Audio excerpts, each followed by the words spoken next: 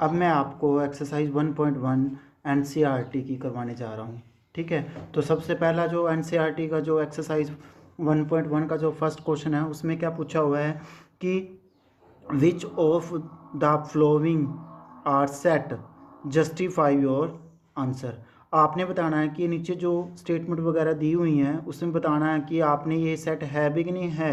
अगर है तो उसका आपने जस्टिफाई करना है कि उसको ये है क्यों।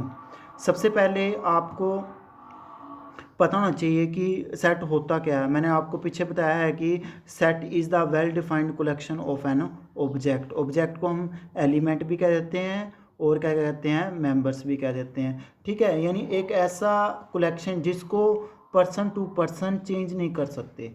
ठीक है, यानी सबका आंसर क्या आएगा, सेम आएगा। और ना तो हम उसमें कम कर सकते ना उसमें क्या कर सकते, हम ज़्यादा कर सकते। ठीक है ना। तो सबसे पहला जो है ना, तो क्या लिखा हुआ है, the collection of all the month of the year beginning with the letter J. अब ऐसे आपने मंथ्स के नेम बताने हैं जो जे से स्टार्ट होते हैं। बताओ क्या होते हैं। सबसे पहला जनवरी, फिर आएगा जून, फिर आएगा जुलाई। यानी फर्स्ट आपका जनवरी, फिर जून, फिर जुलाई। इन तीनों के अलावा कुछ और आएगा। अगर मैं किसी भी पर्सन से पूछता हूँ तो आंसर सबका क्या आएगा, सेम आएगा। अगर जो सबका आंसर सेम है यानी पर्सन टू पर्सन ये चेंज तो नहीं होगा, यानी किसी बच्चे ने कुछ और बोल दिया, किसी ने बच्चे ने कुछ और बोल दिया, ऐसा तो कुछ होगा नहीं। यानी जो पर्सन टू पर्सन चेंज नहीं होता वो क्या होती है, एक वेल डिफाइंड कलेक्शन होती है। यानी जो वेल डिफाइंड कलेक्शन होगी तो इसका मतलब है ये क्या हो गया, आपका सेट हो गया। यानी this is the well defined collection, तो hence it is a set.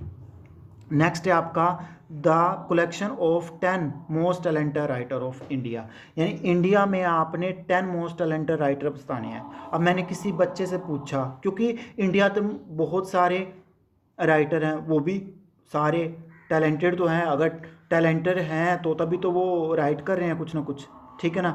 तो सबसे पहले मैंने किसी एक बच्चे से पूछा, उसने 10 का जवाब दे दिया जो उसके आया। ठीक है ना। तो नेक्स्ट से पूछा तो उसका आंसर कुछ तो सेम होगा, लेकिन कुछ उसमें से डिफरेंट भी हो सकता है। अब उसको कुछ और 10 मोस्ट टैलेंटेड राइटर लगते होंगे। ठीक है ना।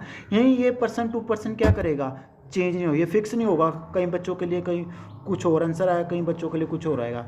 यानी ये आपका क्या है, this collection is not well defined. ये कलेक्शन आपकी वेल डिफाइंड नहीं है, क्योंकि ये पर्सन टू पर्सन क्या हो रही है, चेंज हो रही है। तो इसका मतलब है कि hence it is a not a set, यानी ये सेट नहीं है, क्योंकि वेल डिफाइंड कलेक्शन नहीं है तो इसका मतलब ये सेट नहीं है। नेक्स्ट है आपका a team of 11 best cricket batsman of the world. यानी पूरे वर्ल्ड में आपने बताने हैं कि जो 11 बेस्ट बैट्समैन बताने हैं। अब किसी बच्चे से पूछा कोई और आंसर आएगा, किसी बच्चे ने कुछ और बताया, क्योंकि बैट्समैन तो बहुत सारे हैं वर्ल्ड में। अब उसमें से आपने 11 को चूज़ करना तो वो तो बहुत मुश्किल हो जाएगा। ठीक है ना। इसका मतलब है ये पर्सन टू पर्सन क्या होगा, चेंज हो जाएगा, यानी चूज़ करना उसको मुश्किल हो जाएगा। तो इसका मतलब क्या है कि this collection is not well defined, hence it is a not a set. Next है आपका the collection of all boys in your class. यानी the collection of all boys in your class. जैसे सपोज दैट आप ABC school के students हो। ठीक है ना। यानी ABC स्कूल के स्टूडेंट्स हो, आप क्लास +1 A में स्टडी करते हो। मैं क्लास +1 A को पढ़ा रहा हूँ। उसमें से मैंने किसी भी बच्चे से पूछा, किसी फर्स्ट बच्चे पर स्टूडेंट से पूछा कि आपके क्लास में बॉयज़ कितने हैं। उसने कहा कि 25 हैं। सेकंड से पूछा 25 आएगा, थर्ड से पूछेंगे 25 आएंगे। अगर पूरे स्कूल में पूछा जाए तो क्लास +1 में कितने बच्चे हैं, तो वो तो सबका आंसर क्या होगा, सेम होएगा। तो इसको हम पर्सन टू पर्सन क्या नहीं चेंज कर सकते, चेंज नहीं कर सकते।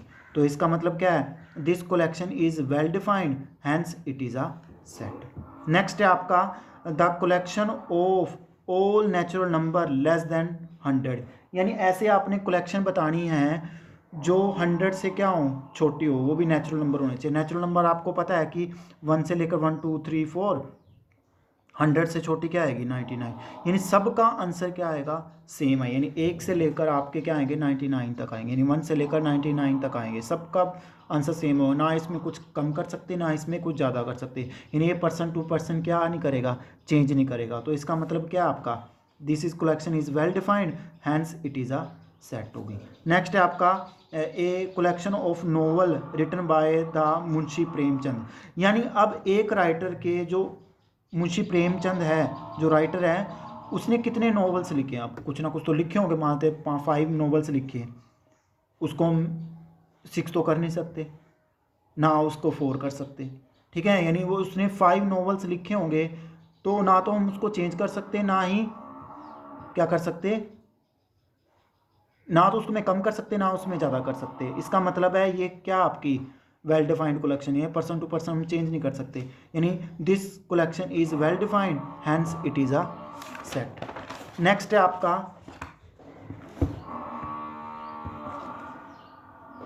द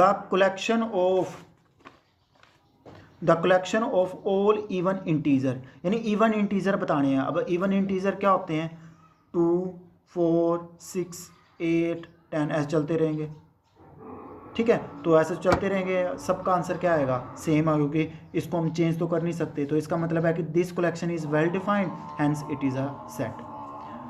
अब नेक्स्ट है आपका क्वेश्चन, क्या लिखा हुआ है कि the collection of question in this chapter, यानी मान लेते हैं चैप्टर के छोड़ो कोई दिक्कत नहीं, इस एक्सरसाइज में 1.1 में आपके कितने क्वेश्चन है, यानी 6 क्वेश्चन है, यानी हर एक बच्चे की एनसीईआरटी जो बुक है उसमें क्या होंगे 6, क्योंकि आप मैं एनसीईआरटी बुक से पढ़ा रहा हूँ, मैं एनसीईआरटी बुक्स को ही फॉलो कर रहा हूँ, तो मैं क्या बच्चों को कह रहा हूँ कि इसमें कितने चैप्टर हैं, आप बोलोगे कि इसमें 16 चैप्टर हैं, ठीक है ना, क्या आप बोलोगे इसमें 16 चैप्टर हैं एनसीईआरटी में। अगर मैंने पूछा कि इस एक्सरसाइज में कितने क्वेश्चन है, तब भी तुम कहोगे 1.1 में आपके 6 क्वेश्चन है, यानी इसमें तो उसने पूछा हुआ कि collection of question in this chapter, ठीक है ना, अगर इस चैप्टर में आपके कितने क्वेश्चन है 6 है, यानी 1.1 में ना कितने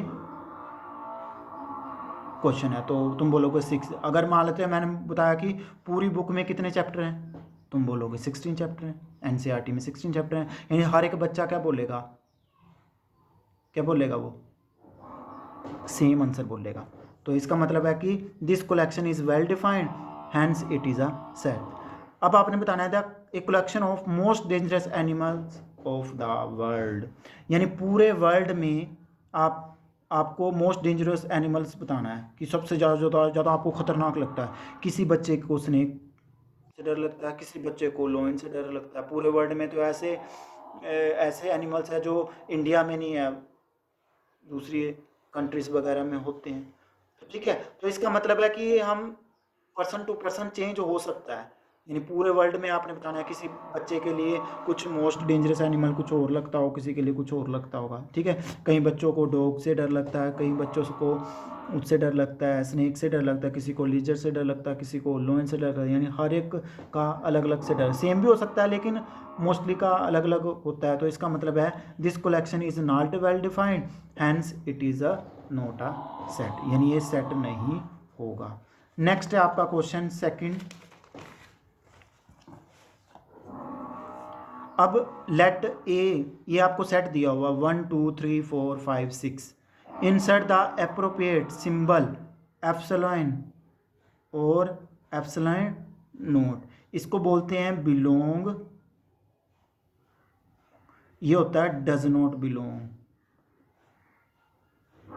इसका मतलब क्या क्या होता है, बिलोंग का मतलब क्या करता है, बिलोंग टू का मतलब होता है कि उस सेट में वो एलिमेंट है भी कि नहीं है, और डज नॉट बिलोंग का मतलब होता है कि उस सेट में वो एलिमेंट है भी कि नहीं है। जैसे मान लेते हैं मैंने 2 लिखना है, ए सेट में है कि नहीं है, 2 तो आपको दिख रहा है, तो इस सेट में बिलोंग कर रहा है। लेकिन अगर मैंने पूछा कि 7 ए में है, तो 7 तो इसमें नहीं है, तो ये बोल देंगे डज नॉट बिलोंग। अब देखो क्या लिखा हुआ है, अब ये देखो 5 इस सेट में है, ए सेट में है, 5 तो है आपका, तो ये बिलोंग करेगा।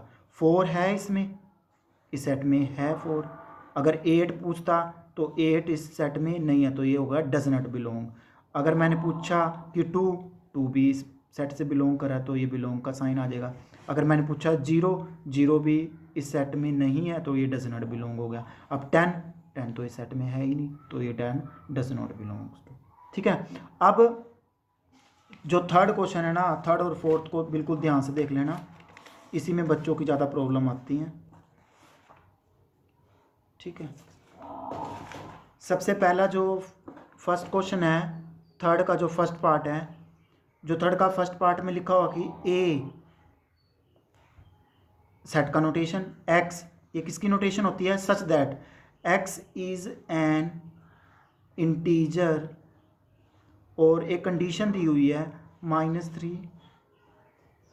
इसके कहने का मतलब जब मान लेते हैं नंबर लाइन लगा देते हैं, ये हो गया -3 -2 -1 0 2 3 4 5 6 7 और 8, इधर आएगा -4।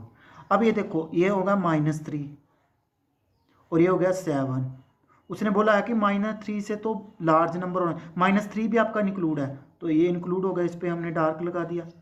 ये 7 नहीं है तो यानी उसने बोला है कि -3 से तो आपका बड़ा नंबर होना चाहिए, -3 से आपका बड़ा होना चाहिए और 7 से क्या होना चाहिए, छोटा होना चाहिए। तो -3 से आपका बड़ा क्या आएगा, आपने बोला कि -3 भी है इसमें, तो -3 -2 -1 0 1 2 3 4 5 6, इन्हें उसने कहा कि 7 से छोटा इंटीजर लेना है, क्योंकि 7 से छोटा तो इंटीजर 6 है।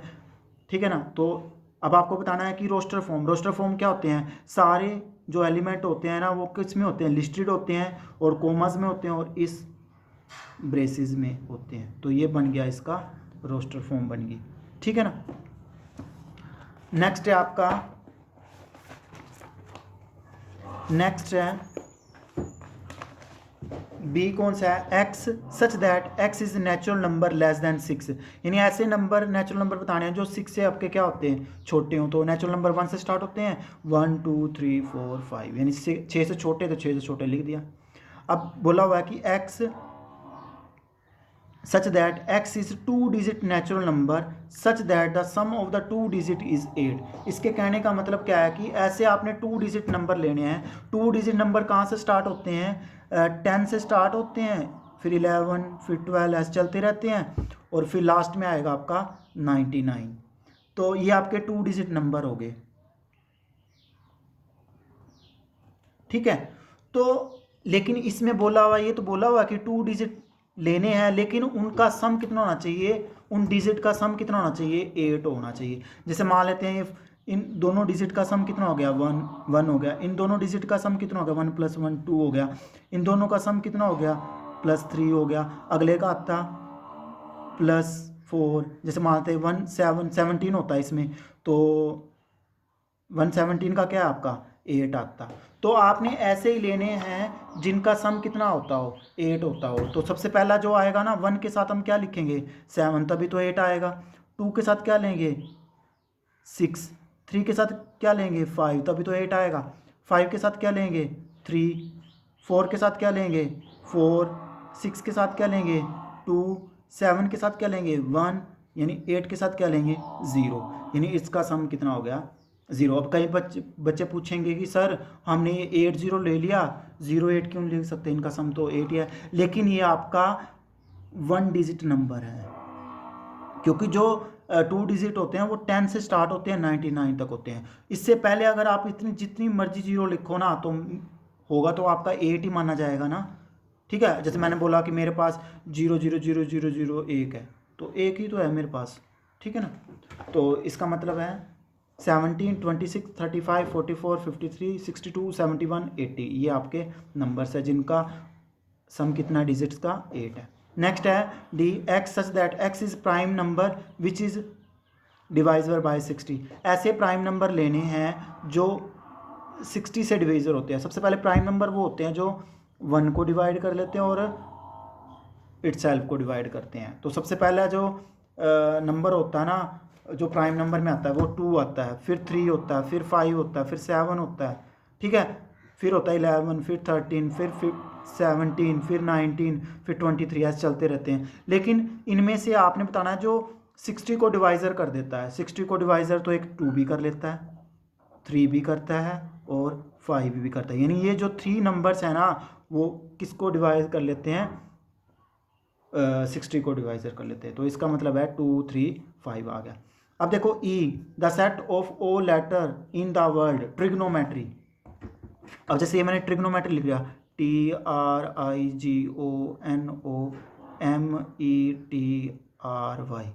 ठीक है। तो इसको कैसे लिखना है, रोस्टर फॉर्म में कैसे लिखोगे, सबसे पहले टी लिख दिया, फिर आर लिख दिया, फिर आई लिख दिया, फिर जी लिख दिया, फिर ओ लिख दिया, फिर एन लिख दिया, फिर अगला तो नेक्स्ट ओ आता। लेकिन अब मैंने बताया कि इसमें रिपीटिशन डज नॉट मैटर, यानी रिपीटिशन डज नॉट मैटर, उसका मीनिंग कुछ भी नहीं होता। अगर ओ को आप 10 टाइम्स लिखोगे ना तो माना एक ही जाएगा, तो ओ को लिखने की जरूरत नहीं। फिर उसके साथ आप पास आएगा एम, फिर आएगा ई, फिर टी तो लिखा हुआ है, आर भी लिखा हुआ, फिर लास्ट आएगा आपका वाई। और ये सारे क्या हैं आपके ट्रिग्नोमेट्री के इसके लेटर्स हैं। तो इसको आपने लिस्टेड लिख दिया और इस ब्रेसिस में लगा दिया, तो ये किस फॉर्म में बन गई, रोस्टर फॉर्म में बन गई, ठीक है। ऐसे ही अगर आपने बैटर का लिखना है तो बैटर का कैसा लगेगा, BETR, क्योंकि बी लिख दिया, फिर ई लिख दिया, फिर टी लिख दिया, फिर आर लिख दिया, ठीक है। उसके बाद नेक्स्ट जो क्वेश्चन है उसको ध्यान से देख लेना।